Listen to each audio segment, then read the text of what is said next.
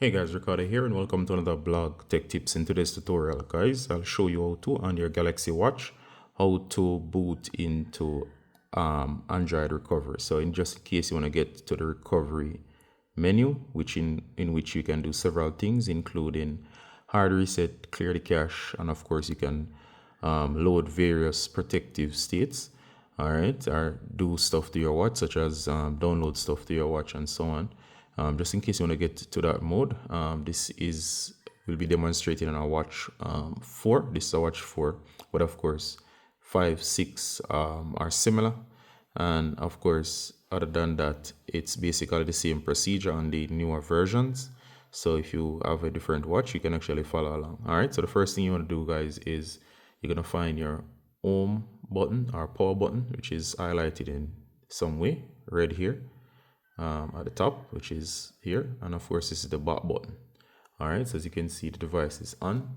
So what you're gonna do is you're gonna press and hold both. You're gonna see restarting or rebooting, whatever it says, and as soon as you see that, you're gonna let go of the secondary button. Then you're gonna keep tapping this button here, around 3 taps or so. That's like 1, 2, 3, and of course it's gonna boot into the recovery menu. All right, now if you do not press the right button, it will end up in the wrong menu, so bear that in mind, meaning if you press the opposing button, it's going to take you to a totally different menu that's of different settings which you may not want to get to.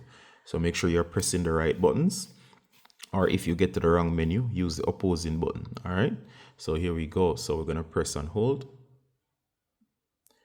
Do not worry of what's happening on screen, simply watch out for that reboot screen. All right, there you go. Notice and we'll press. All right, so here we go. We're now in this menu here. It says right here that we have a few options. We're going to use this button here to cycle through the options, and I'll read the options to you guys. It's very, very fine. And here we go. It says continue, it says recovery, and of course it says download wireless, and it says power off. Now in order to select, we're going to long press this button here and it will select. All right, so in your case, you're now in the main menu, so select where you want to go. Now as for what I was saying earlier, this would be for recovery. So what you do in this case would be to set it to recovery as seen there. Then you're going to long press. Then as soon as the screen blanks out, you're going to let go. It's now going to reboot and go to full-on recovery mode.